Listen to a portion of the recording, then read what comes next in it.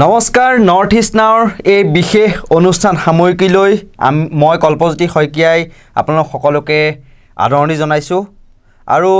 বহুদিন পাছত আসলতে মই আৰু আমাৰ নৰ্থ ইষ্ট নাওৰ মুখ্য সম্পাদক পৰেশ মালাকাৰ ডাঙৰীয়া আজি এই অনুষ্ঠান আপোনালোকৰ মাজলৈ লৈ আহিছোঁ এটা অত্যন্ত গুৰুত্বপূৰ্ণ বিষয় বহুদিন সেই বিষয়টো চৰ্চা চলি আহিছে আজি ৩-৪ মাহ ধৰি কিন্তু তাৰ মাজতে আকৌ অসম প্ৰদেশ কংগ্ৰেছ কমিটিৰ সভাপতিৰ দায়িত্ব দিয়া হ'ল গৌৰৱ গগৈ যি অভিযোগটোৰ মূল আসলতে যাৰ বিৰুদ্ধে এই অভিযোগ উঠিছিল তেওঁকে কিন্তু AICCয়ে অসম প্ৰদেশ কংগ্ৰেছ কমিটিৰ সভাপতিৰ দৰে এক গুৰু দায়িত্ব অৰ্পণ কৰিলে আৰু তাৰ পিছত আমি দেখিবলৈ পাইছোঁ সোশ্যাল মিডিয়াত এক সাংঘাতিক ধৰণৰ জোৱাৰ উঠিবলৈ আৰম্ভ কৰিছে আৰু বহুতে এই ক্ষেত্ৰত তাৰমানে দেখিবলৈ পোৱা গৈছে যে মুখ্যমন্ত্ৰী পদৰ প্ৰাৰ্থী হিচাপেও প্ৰক্ষেপ কৰিবলৈ দাবী উত্থাপন কৰিবলৈ একাংশ যুৱচামৰ আমি দেখিবলৈ পালোঁ আসলতে মুখ্যমন্ত্ৰী হিচাপেও বিচাৰে গৌৰৱ গগৈ কিন্তু আমি সকলো কথা পাতিম তাৰ পূৰ্বে যি অসমৰ মুখ্যমন্ত্ৰী ডক্টৰ হিমন্ত বিশ্ব শৰ্মাই SIT গঠন কৰিলে আজি ফেব্ৰুৱাৰী মাহৰ পৰাই আৰু তাৰ পিছত SITয়ে নিজৰ কাম কৰি আছে সময়ে সময়ে অভিযোগ আনি আছে যে গৌৰৱ গগৈ পাকিস্তানৰ এজেণ্ট ISI হৈ কাম কৰি আছে এনেকুৱা ধৰণৰ কথাও কয় 19 বাৰকৈ খুচকাহি পেলাই গৌৰৱ গগৈ পত্নী পাকিস্তানলৈ যোৱা বুলিও মাজে সময়ে কৈ দিয়ে সেইবিলাকৰ মাজতে সভাপতিৰ দায়িত্ব গ্ৰহণ কৰি দিল্লীত সংবাদমেল সম্বোধন কৰি ৰাষ্ট্ৰীয় প্ৰেক্ষাপটত আজি এক স্পষ্টীকৰণ দিলে গৌৰৱ গগৈয়ে আৰু তেওঁ উল্লেখ কৰিলে যে আজিৰ পৰা 14-15 বছৰ আগতে 2011 চনত এবছৰৰ বাবে পাকিস্তানৰ এটা NGOত এটা ইণ্টাৰনেশ্যনেল NGOৰ এটা শাখাত তেওঁ ইণ্টাৰ্ণশ্বিপ কৰিছিল তেওঁৰ পত্নীয়ে সহধৰ্মিনীয়ে সেই কথা তেওঁ উল্লেখ কৰিলে আৰু লগতে ক'লে যে সেই সূত্ৰে 2013 চনত এলিজাবেথক লগ পাবৰ বাবে তেওঁ পাকিস্তানলৈ গৈছিল আৰু এই 10-12 বছৰটো ধৰিটো তেওঁলোকৰ চৰকাৰ চলি আছে গতিকে কিহৰ কাৰণে একো পদক্ষেপ গ্ৰহণ নকৰিলে হঠাৎ এতিয়া এই বিষয়টো কিয় লৈ আনিলে সেই তেনেকুৱা ধৰণেও কটাক্ষ কৰা দেখিবলৈ পোৱা গৈছে আমি সমগ্ৰ বিষয় পাতিম প্ৰথমতে আপোনাৰ ওচৰলৈ আহিছোঁ যে মুখ্যমন্ত্ৰী হিমন্ত বিশ্ব শৰ্মাই অভিযোগৰ ওপৰত অভিযোগ আনি আছিল কিন্তু গৌৰৱ গগৈ এই কথাৰ উত্তৰ দিয়া নাছিল আজি তেওঁ স্পষ্টীকৰণ দিলে কিন্তু তাৰ মাজতে প্ৰদেশ কংগ্ৰেছৰ সভাপতিৰ দৰে এক গুৰু দায়িত্ব দিলে AICCয়ে সমগ্ৰ বিষয়টো কেনেকৈ চাই প্ৰথমতে আপোনাৰ প্ৰথম কথা মই এটা কথা অতি স্পষ্টভাৱে ক'ব বিচাৰিছোঁ না মই কোনো অনুসন্ধানকাৰী সংস্থাৰ লগত মোৰ কিবা সম্পৰ্ক আছে না মই এই বিষয়টো সম্পৰ্কে কাৰোবাৰ লগত কিবা আলোচনা কৰিছোঁ কিন্তু মই আজি এই কথাটো অতি স্পষ্টভাৱে ইয়াত ক'ব বিচাৰিছোঁ আমাৰ দৰ্শকসকলৰ কাৰণে যে গৌৰৱ গগৈ ISIৰ এজেণ্ট নহয় 100 বাৰ নহয় মই ক'লোঁ তাৰ লগত গৌৰৱ গগৈৰ ISIৰ লগত বা তেওঁলোকে যিটো কথা ক'বলৈ গৈ আছে সেইটো মই গৌৰৱ গগৈৰ লগত আলোচনা কৰি কোৱাৰ প্ৰয়োজন নাই মই কাৰো লগতে আলোচনা কৰি কোৱাৰ প্ৰয়োজন নাই গৌৰৱ গগৈ মই ব্যক্তিগতভাৱে গৌৰৱ গগৈ কেনেকুৱা মানুহ সেই কথাটো মই জানো আৰু তাৰ ভিত্তিত মই কৈছোঁ যে গৌৰৱ গগৈৰ লগত গৌৰৱ গগৈ সম্পৰ্কত এই যিটো প্ৰচাৰ আৰম্ভ কৰিছে এইটো এটা সম্পূৰ্ণৰূপে এটা ভিত্তিহীন প্ৰচাৰ এই প্ৰচাৰটোৰ এটা ইতিবাচক দিশ আছে ইতিবাচক দিশটো কি আমি অলপ আগলৈ উভতি যাব লাগিব অতীতলৈ উভতি যাব লাগিব গৌৰৱ গগৈ যেতিয়া যোৰহাটৰ পৰা নিৰ্বাচন খেলাৰ কথাটো চৰকাৰৰ আগতে গৌৰৱ গগৈ সকলোৱে উলিয়াইছিলে বহুত বিভিন্ন ধৰণে যে গৌৰৱ গগৈ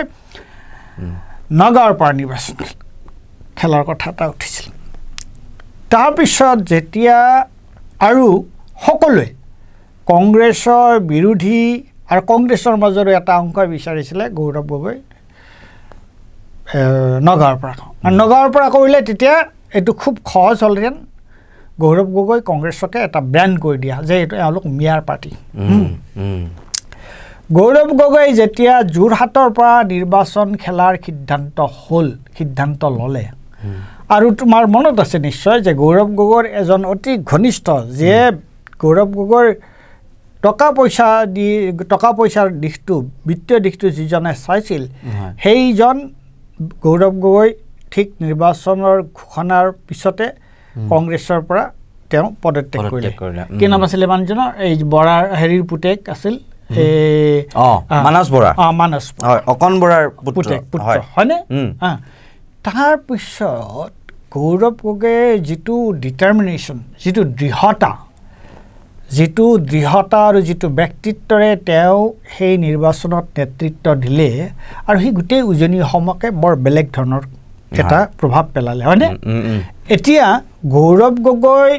ভূপেন বৰা কংগ্ৰেছৰ সভাপতি সৌসিদিনালৈকে কালিহে হেৰি হ'ল গৌৰৱ গগৈৰ কথাটো আহিল কালি নে পৰহি না পৰহি তাৰ আগলৈকে ভূপেন বৰা কংগ্ৰেছৰ সভাপতি আৰু কেতিয়া গৌৰৱ গগৈ কংগ্ৰেছৰ সভাপতিত্ব ল'ব সেই কথাটোলৈ জল্পনা কল্পনা চলিছে আৰু এইটোক লৈ আৰু বিৰোধী পক্ষ তাৰমানে বিৰোধী পক্ষ নহয় শাসকীয় পক্ষ হিমন্ত বিশ্ব শৰ্মাই অতি ভালদৰে জানে হিমন্ত বিশ্ব শৰ্মাৰ কংগ্ৰেছত কিমান দিন আছিল গতিকে কংগ্ৰেছৰ লগত হিমন্ত বিশ্বৰ সম্পৰ্ক নাই সেইটো কথা ক'লেতো আৰু ভুল কথা নহয় হয় সম্পৰ্কটো আছেই সম্পৰ্ক থাকিবৰ কাৰণে যে কোনোবা এজেণ্ট তাত থাকিব লাগিব কিবা থাকিব লাগিব তেনেকুৱাও কথা নহয় যে তেওঁলোকৰ মাজত কথা বতৰা ডেফিনেটলি চলে কোন হ'ব কি হ'ব হয় নে নহয় গতিকে হিমন্ত বিশ্ব শৰ্মাই বা ভাৰতীয় জনতা পাৰ্টীয়ে গৌৰৱ গগৈ সম্পৰ্কত এই ধৰণৰ এটা যাক ইংৰাজীত ভেলিফিকেশ্যন এটা কেম্পেইন বুলি কয় যে মানুহজনক এটা তোমাৰ অপমান কৰিবৰ কাৰণে মানুহজনক কুৎসা কৰিবৰ কাৰণে কুৎসাৰতাকৰণা কৰিবৰ কাৰণে এই ধৰণৰ এটা হেৰি চলাইছে আৰু তাৰ মই যিটো কথা ক'লোঁ যে ইতিবাচক দিশটো কোনটো ইতিবাচক দিশটো এইটোৱে যে এজন মানুহ কেৱল সভাপতিহে হৈছে এতিয়ালৈকে আহি একোৱেই হোৱা নাই অন্য কথা একোৱেই নাই ভৰিয়াই দিয়াই নাই সভাপতি হওঁতে তেওঁলোকৰ এনেকুৱা ধৰণৰ এটা প্ৰতিক্ৰিয়া তুমি দুটা প্ৰতিক্ৰিয়া চাবা এটা হৈছে বিজেপি পন্থীবিলাকৰ প্ৰতিক্ৰিয়া চাবা হয় নাই তেওঁলোকে এনেকৈ ক'ব লাগিছিলে গৌৰৱ গগৈ সভাপতি হ'ল কি হ'ল একোৱে নাই কংগ্ৰেছৰ তেনেকুৱা হ'ব লাগিছিল হৈছে জানো কিন্তু এতিয়া কংগ্ৰেছী ভোটাৰসকলকো তেওঁলোকে পাকিস্তানীয়ে সজালে কালি এজন বিধায়ক ভুৱন পেগু তুমি চোৱা গতিকে তেওঁলোকৰ প্ৰতিক্ৰিয়া হ'ব লাগিছিল সেইটো হয়নে সেইটোতো হোৱা নাই এটা হৈছে যে তেওঁলোকে গৌৰৱ গগৈক সভাপতিৰ দায়িত্বটো দিয়াৰ কাৰণে তাৰমানে তেওঁলোক কিমান কনচাৰ্ণ হৈছে কিমান উদ্বিগ্ন হৈ পৰিছে আৰু অন্যফালে তুমি যিটো কৈছা যে তুমি আজি তাত আমাৰ এটা হেৰি দিছিলা প্লেট এখন দিছিলা মুখ্যমন্ত্ৰী হিচাপে 2026ত কাক বিচাৰে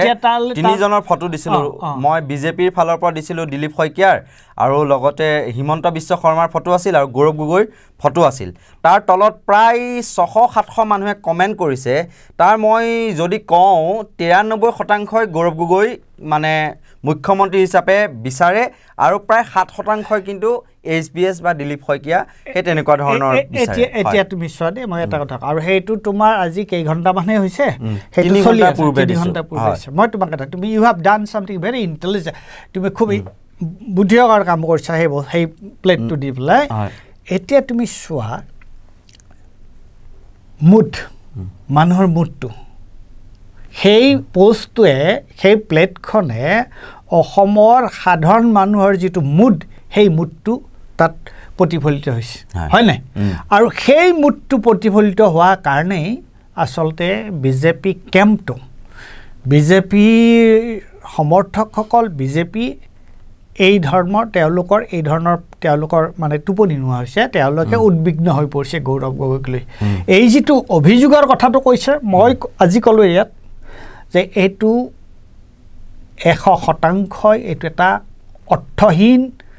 এটা ভিত্তিহীন এটা অভিযোগ মোৰ এইটোৱে ক'ব লগা আৰু এটা কথা কৈছে যে মুখ্যমন্ত্ৰীগৰাকীয়ে মই সিদিনাখন অলপ শুনিলোঁ যে ৰাফেলক লৈ প্ৰশ্ন কৰিছে গৌৰৱ গগৈয়ে আৰু লগতে অস্ত্ৰ ভাণ্ডাৰ ক'ত আছে কি কথা সেয়া বোলে জানিবলৈ বিচাৰিছে এইটো কেনেকুৱা কথা হ'ব পাৰে সেই তেনেকুৱা ধৰণৰ কথা তাৰমানে তেওঁ উল্লেখ কৰিলে এই ক্ষেত্ৰত কি ক'ব ৰাফেলক লৈ কিয় প্ৰশ্ন নকৰিব ৰাফেলক লৈ গৌৰৱ গগৈয়ে কিয় প্ৰশ্ন কৰিব ৰাফেলক লৈ 3জন মানুহ অৰুণ চুৰী ভূতপূৰ্ব যে তোমাৰ অটল বিহাৰী বাজপেয়ীৰ মন্ত্ৰীসভাত তেওঁ 2টা পদত আছিল এটা আছিল তেওঁ বহিঃ পৰিক্ৰমা দপ্তৰৰ মন্ত্ৰী আছিল কোন যশৱন্ত সিনহা আৰু তেওঁ কি আছিল তেওঁ বিত্তমন্ত্ৰী আছিল অৰুণ চুৰী যশৱন্ত সিনহা প্ৰশান্ত ভূষণ এই 3জন মানুহে এই ৰাফেলক লৈ পেলাই কিয় তেওঁলোকে প্ৰশ্ন কৰিছিল তেওঁলোকে ৰাফেলক লৈ পেলাই ৰাফেলৰ লগত লেনদেন হোৱাক লৈ পেলাই খেলি বেলিক লৈ পেলাই কিয় উচ্চতম ন্যায়ালয়ত তেওঁলোকে গোচৰ দিছিল কি কাৰণ দিছিল ৰাফেল আজি এখন ৰাফেলৰ কাৰণে আমি যদি দেখে আমি এটা যদি অস্ত্ৰ ক্ৰয় কৰোঁ সেইটো ক্ৰয় কৰোঁতে তোমাৰ আমি সকলো ধৰণৰ নিয়ম নীতি মানি চলিছোঁ নাই ৰাষ্ট্ৰৰ তোমাৰ আমি যিমান পইচা দিছোঁ সিমান পইচা হিচাপে আমি বস্তুটো পাইছোঁ নাই তেনেকুৱা বস্তু পাইছোঁ নাই তেনেকুৱা এটা কথা এজন এমপি এজনৰ কাম কি এমপি এজনৰ কামটো হৈছে প্ৰশ্ন সোধা আৰু সেইটোৱে নহয় এই যে এটা এইবিলাকত তোমাৰ ডিফেন্সৰ এটা পাৰ্লিয়ামেণ্টাৰী কমিটি থাকে তোমাৰ বহিঃ পৰিক্ৰমাৰ এটা পাৰ্লিয়ামেণ্টাৰী কমিটি থাকে আৰু তেতিয়া তাত তোমাৰ ডিফেন্স ছেক্ৰেটাৰী তোমাৰ ফৰেইন ছেক্ৰেটাৰী আহি এতিয়া ভাৰতবৰ্ষ আৰু পাকিস্তানৰ মাজত এই গণ্ডগোলটো হ'ল তেতিয়া the foreign secretary was called for presentation এই পাৰ্লিয়ামেণ্টাৰী কমিটিটোৰ আগত আৰু তাত কোন থাকে পাৰ্লিয়ামেণ্টাৰী কমিটিত parliamentary committee is formed of the comprised of the members of পাৰ্লিয়ামেণ্টৰ মেম্বাৰবিলাকহে থাকে তাত গঠন কৰা হয় গতিকে পাৰ্লিয়ামেণ্টৰ মেম্বাৰ এটাৰ এইটো অধিকাৰ নাই নেকি এইটো কি ধৰণৰ অদ্ভুত প্ৰশ্ন নাজানে নেকি মুখ্যমন্ত্ৰীয়ে যে এই ধৰণৰ প্ৰশ্ন কৰিব পাৰে কি নোৱাৰে আৰু এটা কথা আজি গৌৰৱ গগৈয়ে সেই কথাটো ক'লে যে 10-12 বছৰ কাৰ চৰকাৰ আছিল আৰু এই ক্ষেত্ৰত অসমৰ মুখ্যমন্ত্ৰীয়ে এটা বৈদেশিক পৰিক্ৰমা দপ্তৰ বা ভাৰতৰ গৃহ বিভাগৰ এটা বিষয় SIT গঠন কৰিছে অসমৰ পুলিচৰ দ্বাৰা এইটো এটা হাস্যকৰ বা কি ক'ব এই সমগ্ৰ বিষয়টো অকল যে এইটো ঘটনাটো হৈছে যে এইটো আৰু নতুন এটা আন্তঃৰাষ্ট্ৰীয় বিষয় এইটো দুখন দেশৰ মাজৰ কথা ৰ ইণ্টেলিজেন্স এইটো নতুনকৈ ক'বলৈ কথা কি আছে যে যোৱা আমি এই 5 বছৰে আমি কি দেখা পাই আছোঁ এই আগত সেই শব্দ সেই বাক্যটোৱে ভাল শুনিবলৈ ভাল আছিলে এটা একেবাৰে ইনোচেণ্ট মানে তোমাৰ বাক্য যে কৈছিলে হেৰিয়ে আমাৰ সৰ্বানন্দ সোণোৱালে বৰাক ব্ৰহ্মপুত্ৰ পাহাৰ ভৈয়াম নিমিত্তে আমি সকলোৱে একেলগে সেইটোৱে মই শুনিবলৈ ভাল পাইছোঁ কাৰণ সেইটো তুমি কি হওক কি নহওক তাৰ কোনো হাৰ্মফুল এফেক্ট নাছিলে গম পাইছানে হয় নাই তেওঁ সংবাদ মাধ্যমত মোটামুটি কথাকেইটাহে কৈছিল কিন্তু অদৰকাৰী কথা ভাৱমূৰ্তি কিন্তু ম্লান কৰা নাছিল দেই তেওঁৰ মুখ্যমন্ত্ৰী এজনে যি ধৰণে কথা ক'ব লাগে সেই ধৰণে কথা কৈছিল হয় নাই আৰু যোৱা সময়ছোৱাত আমি কি দেখিছোঁ অকল কথা কোৱাই নহয় হিমন্ত বিশ্ব শৰ্মাই যে কথাই কৈছে তেনেকুৱা নহয় এনেকুৱা অদৰকাৰী কামত তেওঁৰ এডমিনিষ্ট্ৰেশ্যনটো এই অসম চৰকাৰৰ যিটো প্ৰশাসনিক যিটো যন্ত্ৰ আছে সেইটো ব্যৱহাৰ কৰিছে কেবিনেটত এটা পাৰ্টি মাতা এটা তোমাৰ গান গোৱা বেণ্ড এটা মাতা সিদ্ধান্ত লয় কেবিনেটত কিহেৰে ভোজ খাব কিহে খাব কেবিনেটত কি খোৱা হ'ব কেবিনেট মিটিং হোৱাট ননচেন্স এইবোৰ নেকি কেবিনেট এইবিলাক নেকি কেবিনেটত তোমাৰ দোকান কেতিয়ালৈকে খোলা থাকিব সিদ্ধান্ত গতিকে যোৱা সময়ছোৱাত এনেকুৱা মই কোৱা নাই গোটেইবোৰ এইটো এনেকুৱা কিন্তু যোৱা সময়ছোৱাত আমি গোটেইখন এনেকুৱা এখন নাটক দেখা পাই আছোঁ আৰু এডমিনিষ্ট্ৰেশ্যন প্ৰশাসন যিটো প্ৰশাসনে ৰাইজৰ কামত লাগিব লাগে যিটো প্ৰশাসনে আৰু প্ৰশাসনৰ লগত এতিয়া মোৰ ইমান বয়স হ'ল কিমান মই চিফ ছেক্ৰেটাৰীক ব্যক্তিগতভাৱে জানো, কিমান ছেক্ৰেটাৰীক জানো, কিমান আগৰ পুৰণা মানুহক জানো। প্ৰশাসনৰ এটা অত্যন্ত গুৰুত্বপূৰ্ণ কথা আছে, কি জানানে?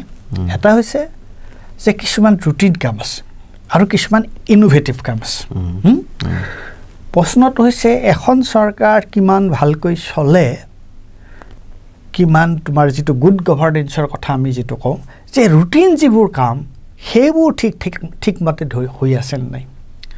তে ৰুটিন কামবোৰ যদি ঠিক ঠাক মতে হোৱা নাই, তুমি অদ্ভুত কিছুমান কথা কোৱা,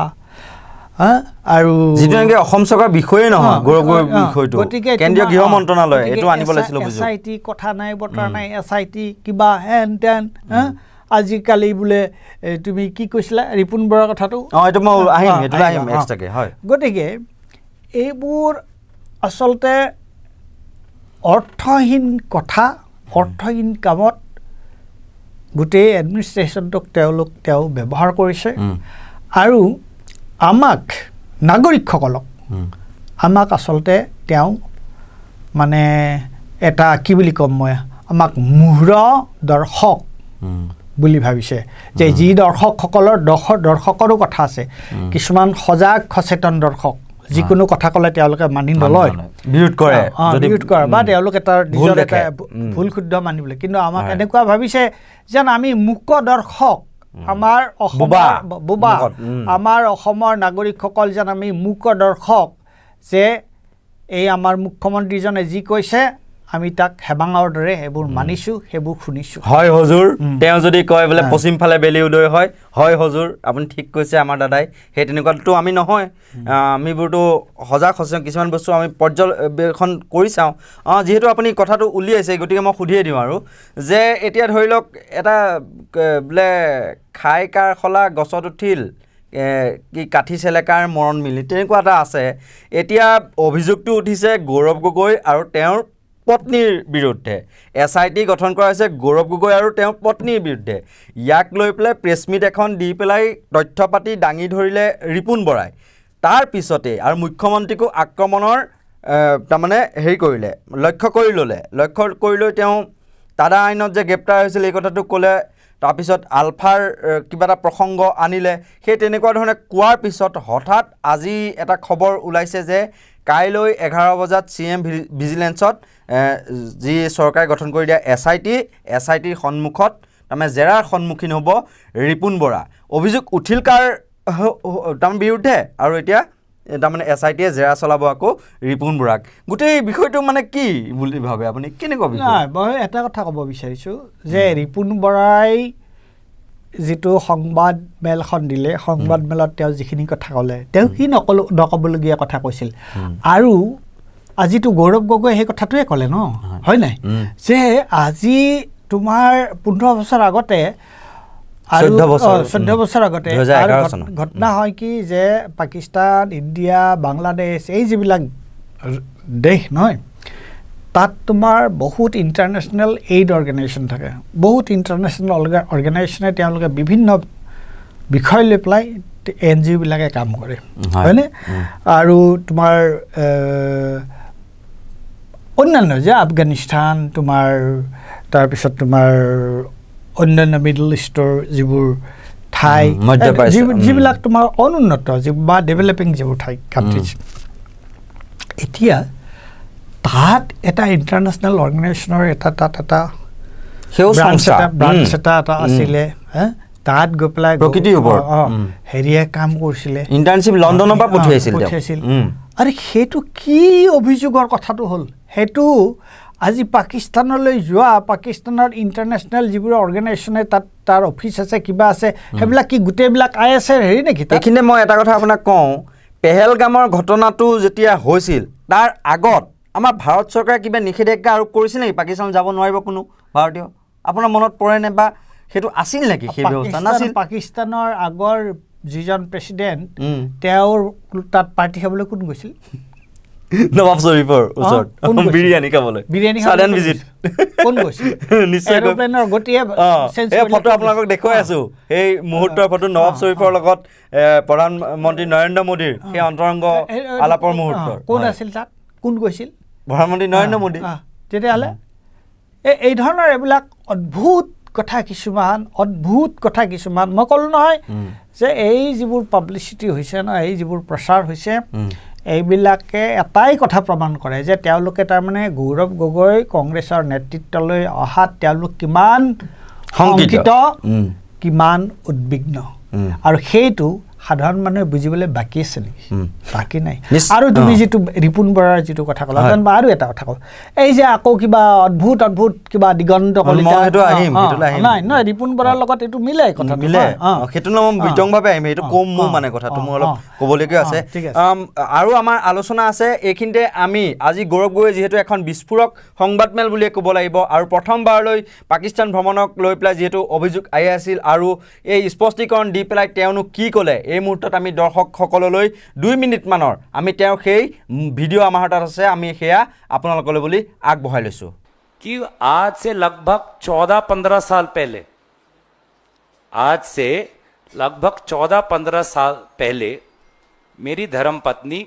जो पब्लिक पॉलिसी की एक जानी मानी विशेषज्ञ है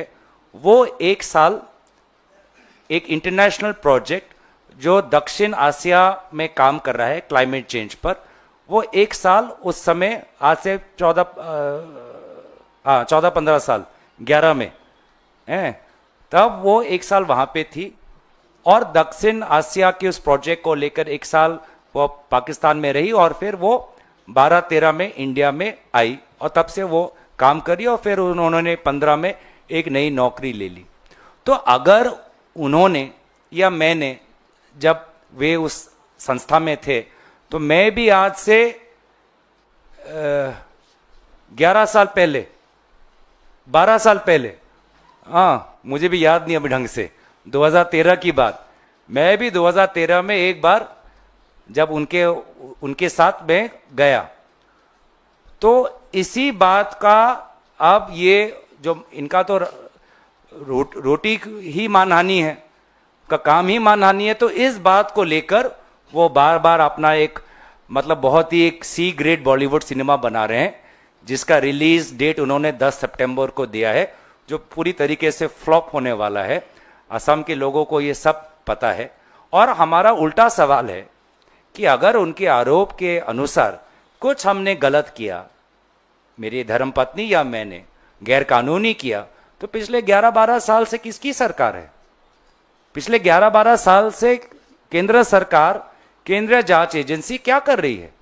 और आपको भी पता है कि कोई सीमा के उस पार जाता है तो कितनी जांच होती है सीमा के कोई इस पार आता है तो कितनी जांच होती है और मैं तो विपक्षी दल का नेता हूं सदन में एकदम बेबाक बातें रखता हूं तो मेरा जो भी बायोडेटा सीवी सबके पास है तो पिछले 11-12 साल में ये सरकार क्या कर रही है तो 1 साल है चुनाव के लिए चुनावी मंशा से और जैसे कि मैंने दोबारा कहा कि कहीं ना कहीं हमारे दल के नेतृत्व में कुछ आशंकाएं आए वही उनका मंसूबा था जो पूरी तरीके से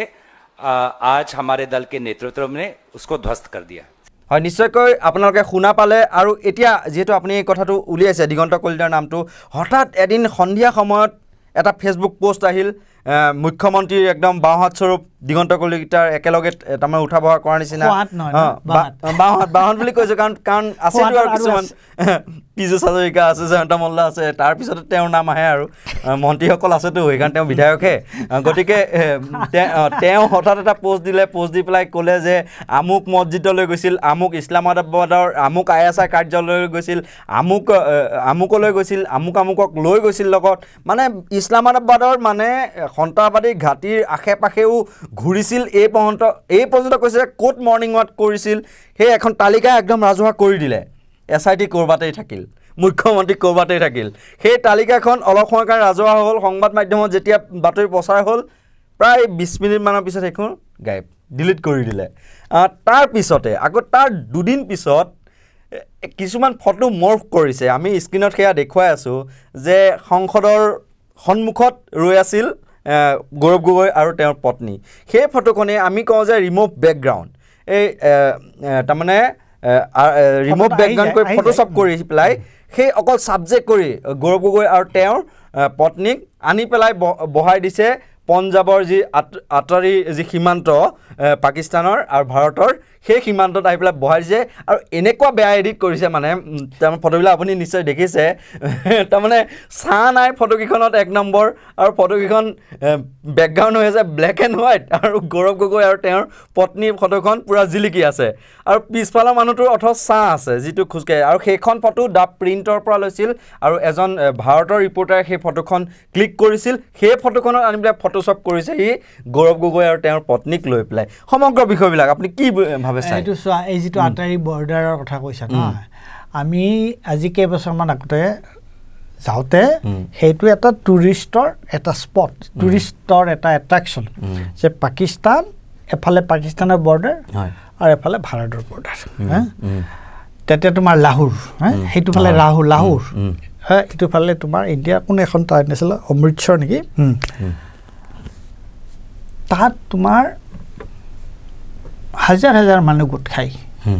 এই যে ইণ্ডিয়া পাকিস্তানৰ যিটো তোমাৰ সন্ধিয়া অকণমান সময়ৰ কাৰণে গেটটো খুলি দিয়ে তাৰপিছত গেটটো বন্ধ কৰি দিয়ে এই যিটো কাৰবাৰ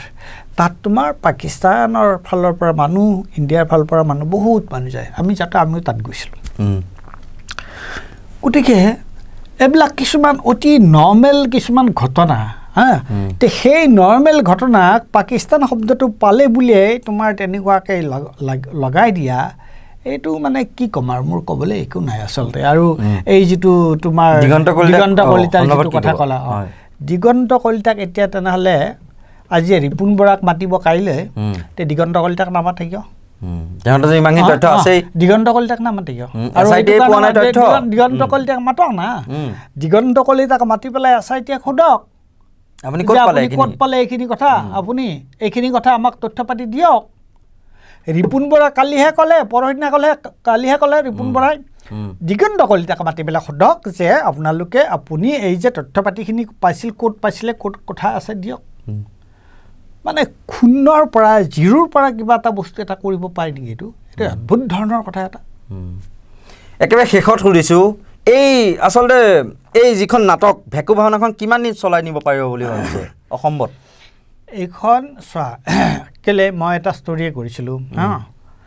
যে তোমাৰ সেইটো আছিলে সাধু কথা পঞ্চতন্ত্ৰৰ সাধু কথা সেইটো সাধু কথাৰ যুগ এতিয়া সাধু কথাৰ যুগ নহয় এতিয়া হৈছে বাস্তৱ যুগ সেই সাধু কথাৰ যুগত এটা ব্ৰাহ্মণ এজনে তেওঁ এই যজ্ঞ কৰি পেলাই যেতিয়া ছাগলী এটা লৈ আহিছিল আৰু 3টা বজ্জাতে ৰাস্তাত আছিল তাহাঁতে কৈছিলে যে এই ছাগলীটো আমি খাব লাগে যে দেউ এইটো ছাগলী নহয় কুকুৰ কৰিলে নহয় সেইটো এইটো হৈছে প্ৰশ্নটো হৈছে সেইটো আছিল পঞ্চতন্ত্ৰৰ যুগৰ এতিয়া মানুহক বুদ্ধ বনাব নোৱাৰি গতিকে গৌৰৱ গগৈ সন্দৰ্ভত এই যিটো কথা এই সন্দৰ্ভত অসমৰ 1% মানুহ এইটোক লৈ পেলাই প্ৰতিদান যোৱা নাই বৰং গৌৰৱ আজি যিটো এটা পংকিল যিটো ৰাজনৈতিক যিটো পৰিস্থিতি তাত গৌৰৱ গগৈৰ দৰে সৎ আৰু নিকা ভাৱমূৰ্তিৰ মানুহ এজন পলিটিক্সলৈ অহাটো সকলোৱে বিচাৰিছে আৰু কংগ্ৰেছৰ এটা নেতৃত্বদায়ী ভূমিকাত গৌৰৱ গগৈ অৱতীৰ্ণ হোৱাটো বিচাৰিছে আৰু সেই কথাটোৱে ওলাই পৰিছে আৰু সেইটো ওলাই পৰাৰ কাৰণেই বিজেপি মহলত তেওঁলোক ইমান উদ্বিগ্ন তেওঁলোকে এইটোক লৈ পেলাই ইমান তেওঁলোকে এই কথাটোকে তেওঁলোকে কৰি আছে অথচ একো প্ৰমাণ নাই কথা নাই আগু নাবাৰে পিছু নাবাৰে এই কথাটো লৈ আছে আৰু মাজতেতো কৈছিলে হিমন্ত বিশ্ব শৰ্মাই যে এতিয়া আমি আৰু এইটো ইছ্যুকে লৈ নাথাকোঁ আকৌ আমি ছেপ্টেম্বৰত উলিয়াম এইটো কৈছিলে কৈছিল তাৰপিছত আকৌ আৰু মাজতে আৰু এখন আমি পাইছিলোঁ মানে এখন ফটো প্লেট ভাইৰেল হৈছিল তাত লিখা আছিল যে মুখ্যমন্ত্ৰীয়ে কোৱা বুলি কোৱা হৈছিল যে আইনগত ব্যৱস্থা নহ'বও পাৰে কিন্তু মানে তেওঁক বিশ্বাসত নলয় অসমবাসীয়ে সেইটো কোনে দিছিলে তেওঁ পাকিস্তানী এজন হয় এই তেনেকুৱা ধৰণৰ সেইটো কোনে দিছিলে এইটো তাৰমানে এটা প্ৰতিষ্ঠান এটাই দিছিল সংবাদ প্ৰতিষ্ঠান এটা আমি পাইছিলোঁ কিন্তু ক'ত কৈছিল সেই কথাটো আমি বিচাৰি পোৱা নাই সেইটোতো সকলোৱে এইটো ওলাইছিলে যে আইন যে এইটো মানে তেওঁৰ এটা ভাৱমূৰ্তি নষ্ট হ'ব অৱমাননা হ'ব কিন্তু তাৰ কোনো আইনগত দিশ হ'ব আইনগত দিশ হোৱাৰ প্ৰশ্নই নাই প্ৰশ্নই নাই কিবা এটা ছাবষ্টেঞ্চ থাকিলেহে হ'ব কেনেকৈ হ'ব গতিকে এই ধৰণৰ এইটো আকৌ মই কৈছোঁ যিটো গৌৰৱ গগৈৰ কাৰণে এইটো এটা ইতিবাচক প্ৰচাৰ মই একদম তাৰমানে থাকি গৈছে তথাপি মই সোধোঁ মই এই ক্ষেত্ৰত কিন্তু পিছতো আমি আলোচনাত বহিম এই ক্ষেত্ৰত গৌৰৱ গগৈৰ ভূমিকাটো কি হোৱাটো আপুনি বিচাৰে গৌৰৱ গগৈ এই প্ৰচাৰৰ বিপৰীতে বৰ্তমান ভৱিষ্যতত গৌৰৱ গগৈৰ ভূমিকা কি হোৱাটো বিচাৰে আপুনি Gaurav Gogoi he is a very intelligent person Gaurav Gogoi কোন সময়ত কেনেকৈ উত্তৰ দিব লাগে গৌৰৱ গগৈ জানে এতিয়া গৌৰৱ গগৈৰ ভূমিকাটো কি হ'ব উচিত মই কি ক'ম যে গৌৰৱ গগৈ এজন প্ৰকৃততে এজন ৰাজনীতিবিদৰ দৰে এজন পৰিণত ৰাজনীতিবিদৰ দৰে এই ক্ষেত্ৰত তেওঁ পদক্ষেপ ল'ব লাগে আৰু তেওঁ সেইটো ইতিমধ্যে লৈছে আমি দেখিছোঁ আৰু গতিকে মই ভাবোঁ যে গৌৰৱ গগৈ এজন অতি দক্ষ ব্যক্তিত্বসম্পন্ন ৰাজনীতিক আৰু যিয়ে এই ধৰণৰ বস্তু কেনেকৈ চম্ভালি ল'ব লাগে জানে গৌৰৱ গগৈ মই এটা কথা কওঁ যে পাৰ্লিয়ামেণ্টত সংসদত গৌৰৱ গগৈয়ে অমিত শ্বাহ আৰু ভাৰতৰ গৃহমন্ত্ৰী অমিত শ্বাহ আৰু প্ৰধানমন্ত্ৰী নৰেন্দ্ৰ মোদীক কেনেকুৱাকৈ আক্ৰমণ কৰিছিল দেখিছিলে ভাষণৰ মাজতে ৰখি যাবলৈ বাধ্য হৈছিল কেনেকৈ আক্ৰমণ কৰিছিলে ডেট ইজ গৌৰৱ গগৈ তোমাৰ এই অৰ্থহীনভাৱে বাক বিতাণ্ডনকাৰী কেতিয়াবা দেখিছোঁনে আমি গৌৰৱ গগৈ কিবা চুপতি কৰা নাই দেখা নহয় গতিকে গৌৰৱ গগৈ নিৰ্দিষ্ট এটা বিষয়ত আক্ৰমণ কৰে ব্যক্তিগত আক্ৰমণ দেখা নাই যিটো মতামত যিটো কথা ক'ব লাগে সেইটো কথা কয় গতিকে Gaurav Gogoi is competent enough কেনেকৈ এইটোত কেনেকৈ তেওঁ চম্ভালিবলৈ কি কৰিব লাগে তেওঁ ভালকৈ জানে আৰু তেওঁ উত্তৰ দিলেই নহয় নিশ্চয়কৈ মিছাক কেতিয়াও সঁচা সজাব নোৱাৰে যিমানেই লাগে চেষ্টা নকৰক কিয় যিমানেই প্ৰপাগাণ্ডা ক্ৰিয়েট নকৰক কিয় যিমানেই তাৰমানে টেটু নাফালক কিয় লাগিলে একাংশই মিডিয়া ট্ৰায়েল নকৰক কিয় সঁচা সদায় একদম কপাহৰ দৰে বগা আৰু নিকা এদিন নিশ্চয়কৈ ই বাহিৰলৈ আহিবই সত্যটো সদায় উদ্ঘাটন হ'বই গতিকে আমি এই ক্ষেত্ৰত ৰাজ্যখনৰ অন্য বহুতো সমস্যা আছে অন্য বহুতো সমস্যাৰ পৰা ৰাইজে উদ্ধাৰ বিচাৰিছে সেইবিলাকক ৰাজ্যখনৰ মুৰব্বী হিচাপে মুখ্যমন্ত্ৰী হিচাপে ডক্টৰ হিমন্ত বিশ্ব শৰ্মাই গুৰুত্ব দিয়া উচিত তেওঁ কেৱল গৌৰৱ গগৈৰ নামটো উচ্চাৰণ কৰি থাকে